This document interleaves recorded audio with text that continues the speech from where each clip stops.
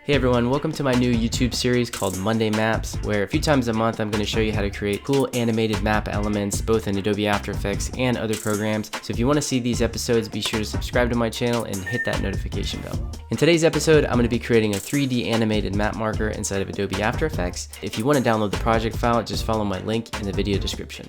Alright, the first thing I'm going to do is I'm going to go up to the shape layer tools and I'm going to select ellipse. I'm going to make sure the stroke is turned off.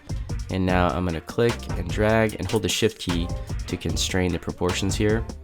Then I'm going to release. Now I want this to be right smack dab in the middle of my comp, and the quickest and best way to do this is to open up the ellipse and open up the transformation properties of the ellipse. Don't mix this up with the transformation properties of the shape layer because that will not get you what you want.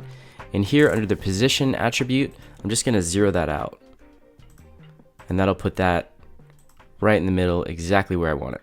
So to get the actual shape of a map marker, I need to convert this to a Bezier path so then I can edit it. So to do that, I'm going to go over to here to ellipse and ellipse path, and I'm going to right click on that, and right here it says convert to Bezier path. And when I select that, you'll now see that I have this path. So I'm going to grab the bottom one and I'm going to hold shift and I'm going to drag this down right to here, and then I'm going to go grab my pen tool. And under here, I have a convert vertex tool. So I'm going to select this, and now I'm just going to bang, hit that bottom one, and now I have that map marker shape. Okay, so now I want to punch a hole out of the middle of my map marker. So to do that, I'm going to select the shape layer again. It's really important that I do this because I want to apply this next shape to the same shape layer. I'm going to grab the ellipse tool, and then I'm going to draw out another ellipse. I'll hold the shift key, and then release. And now once again, to position this one perfectly, I'm going to open up the transformation properties of this ellipse too, and I'm going to zero out the position again, and that'll put it right in the center there. Now just to keep things organized, I'm going to rename all of these elements. First, I'm going to rename the shape layer to 3D animated map marker, and then I'm going to rename ellipse 2, and I'm going to call that hole because that's the hole we're going to punch out, and then ellipse 1 is the actual map marker kind of outline. So now to punch out that hole, I'm going to grab the hole element and bring it below the map marker. And you want to be careful when you're doing this because if you accidentally put this in the same group here, you can really start to get lost with inside of shape layers. So I'm going to go over to this add menu and I'm going to select merge paths.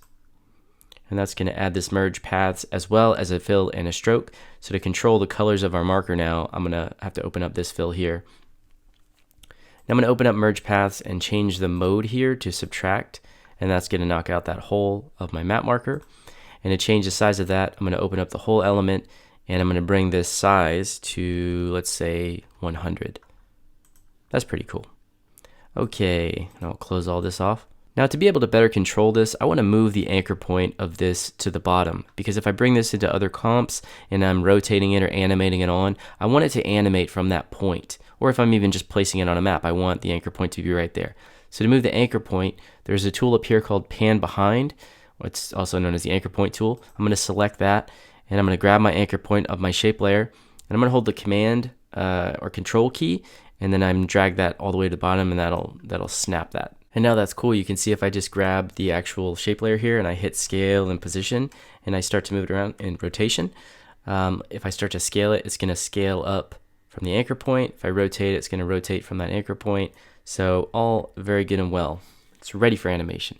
But now I actually want to extrude and turn this into a 3D marker. So to do that, I'm going to click this little 3D button. And then up here, we can see renderer, and that's set to classic 3D. Well, to be able to get access to the extrusion options, I need to change this. So I'm going to click on this, and now I'm going to select Cinema 4D and select OK. Now, if I open up my shape layer options here, you'll see two new categories that have geometry options and material options. And actually, I just learned a really cool shortcut from watching tutorials over at Grayscale Gorilla. Those guys are awesome. If you hit A twice, it isolates all of these 3D options here. And right here under geometry options, I can see extrusion depth. So I'm going to go ahead and start to extrude here. So we'll extrude to maybe like 75. Now, even with the extrusion here, you can't really see the 3D aspect of this marker. So I'm going to hit the W key for rotate. I'm going to rotate a little bit of this, and we can see that the extrusion is taking place. Now I just need to make this pop and kind of customize it. So to do that, I'm going to adjust both the lighting options and the bevel down here. So first, let's add some lights. So I'm going to go to Layer, New Light, and first I'm going to add an ambient light source. So over here on Light Type, I'm going to select Ambient, and I'm going to turn the intensity down to maybe 30. Maybe even a little bit higher.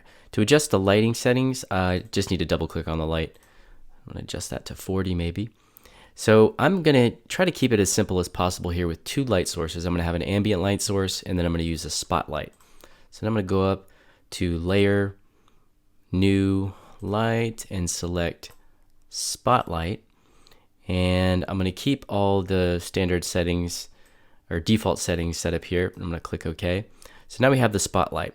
So if I'm going to be applying this map marker to a map and I want to like simulate sunlight, I need to put this spotlight a little bit higher.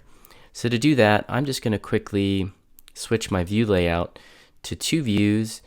Okay, now I can grab the light right here and just kind of move it up like this.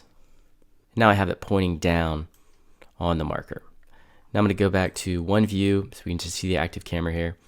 And now if I grab the rotation and I rotate it around a little bit, you're going to start to see a little bit more is going on here. I can start to see a little bit of shadows here. It still looks pretty terrible. So now I just need to customize the intensity of these lights, maybe the position, and adjust the bevel. So this wireframe is kind of bothering me, so I'm going to go up to View and deactivate the Show Layer Controls option, and I can turn that on again in just a second. But now I'm going to go to the marker here, and actually I'm going to scale this up because I'm really zoomed in on it. I'm going to scale it up to 200%, and then I'm going to zoom back out here to 100% zoom. Now, let's see here. I'm going to open up, I'm going to press AA on my map marker layer, and I'm going to go to the bevel style, and I'm going to go to the drop down marker here and change this to convex. And then right away you can see that's looking a lot better. I can see the edges of the inside of the marker as well as the outside here. The light is playing with the object much better. And I can adjust the depth of the bevel here. And I can also, I'm actually going to bring the extrusion down because it's way too thick. So I'm going to bring the extrusion down to 50.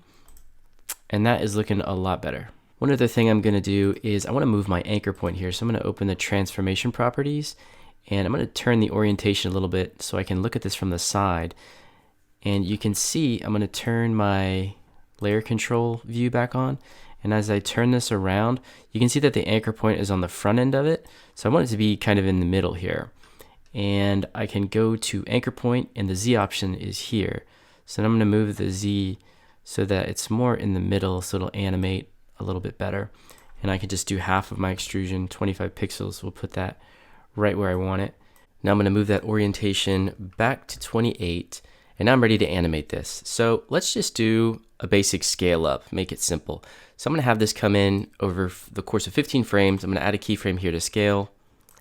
We'll go from 0 to 200. And I actually want it to bounce as it comes in to make it look a little more dynamic. This can take a little bit of time and be a little tedious to manually keyframe this.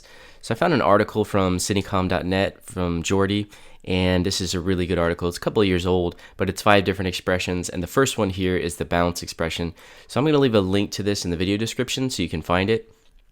I'm sure you already know who Jordy is, and these guys, they're awesome. I'm going to copy this.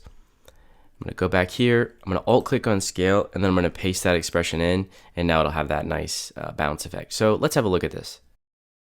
That still looks pretty lame. So what I want to do here is I'm going to speed this up, maybe take it in, have it animate a little bit quicker, and I'm going to actually add, let me add like some rotation here. Let's see, I'm going to do Y and Z rotation. So let's take it like from 180 degrees on both of these. And also, so it'll like kind of whip up like that. And also, I want it to bounce on these as well. So what I'm going to do is copy this Jordy bounce expression. And I'm going to apply it to the rotation here. Simply alt-clicking, paste, alt-clicking, paste. And now let's have a look at this bad boy.